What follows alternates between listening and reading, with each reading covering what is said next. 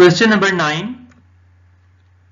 इसका टॉपिक है graphical method to identify an onto function. यानी अगर हमें एक किसी फंक्शन का ग्राफ दिया जाए और हमें कहा जाए कि ग्राफ को ऑब्जर्व करके बताएं कि क्या ये ग्राफ किसी ऑन टू फंक्शन को रिप्रेजेंट करता है, इसको कैसे चेक किया जाता है, आइडेंटिफिकेशन प्रोसेस क्या होता है, ये हम सीखेंगे इस क्वेश्चन की मदद से।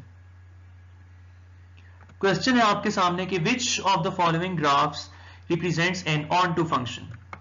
Graph number 1, graph number 2, graph number 3, और इस तरह ये सारे ग्राफ्स आपके सामने आ गए और ये इनके ऑप्शंस भी गिवन है। सबसे पहले आपको बता दूं कि जो है आपके पास delta option is the correct option. अब कैसे ये हम सीख लेते हैं।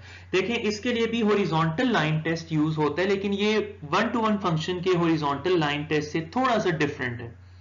यहां पे मैं जरा एक्सप्लेन करता हूं पहले, उसके बाद एक्सप्लेनेशन देने के बाद नेक्स्ट स्लाइड के ऊपर इसकी प्रॉपर फॉर्मल वर्डिंग भी आपको मिल जाएगी, वो भी लिखवा दूंगा मैं, ताकि अगर आप अपनी एग्जाम के लिए जो है नोट्स तैयार कर रहे हैं तो उसके लिए आपको एक अच्छी वर्डिंग भी मिल जाए। और ये नोट्स आप जरूर तैयार कीजिएगा, क्योंकि एग्जाम से कुछ दिन पहले जब आपको फास्ट रिविजन की जरूरत होती है तो सब चीजें एक ही जगह पर अरेंज होनी चाहिए। तो horizontal line test for onto function क्या होता है? अकॉर्डिंग टू दिस टेस्ट, अगर आप एक अपनी पसंद की किसी भी जगह पे हॉरिजॉन्टल लाइन आप ड्रॉ करें, अगर वो हॉरिजॉन्टल लाइन गिवन फंक्शन के ग्राफ को एक या एक से ज्यादा पॉइंट्स के ऊपर टच कर रही हो तो ऐसा ग्राफ ऑन टू फंक्शन को रिप्रेजेंट करेगा।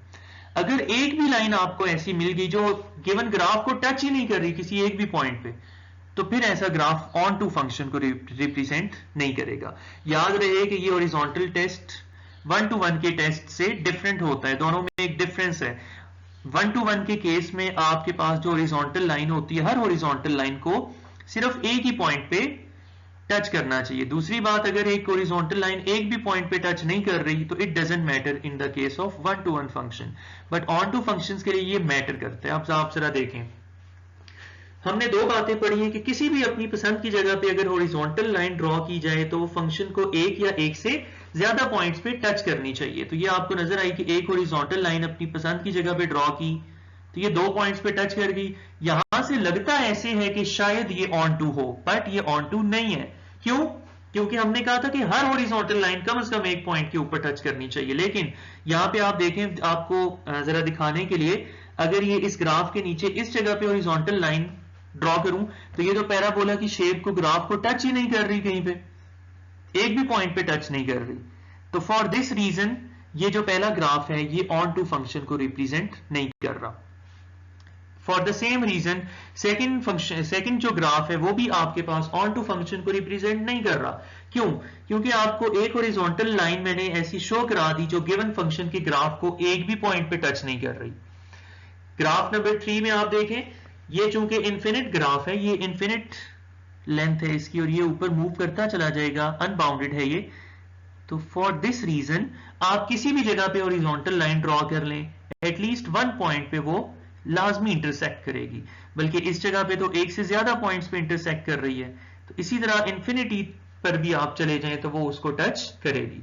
तो थर्ड ग्राफ जो है वो रिप्रेजेंट कर रहा है ऑन टू के फंक्शन को। सिमिलरली ये जो ग्राफ नंबर 4 है इसकी भी सेम लॉजिक है। तो इस लिहाज से G3 और G4 दोनों जो है वो करेक्ट ऑप्शन हुए। अब जैसे मैंने आपसे कहा था कि मैं इसकी फॉर्मल वर्डिंग भी आपको दे देता हूं, तो यहां से आप यूज कर सकते हैं। इसको मैंने डिफरेंट नाम दे दिया ताकि डिफरेंस आपको जहन में रहे। A function f whose domain is R and codomain is also R is an onto function if each horizontal line intersects the graph of the function f at either one or more points। अब आपने देखा ना कि 1 to 1 function के case के लिहाज से ये थोड़ी एक्स्ट्रा यहाँ पे एक कंडीशन है।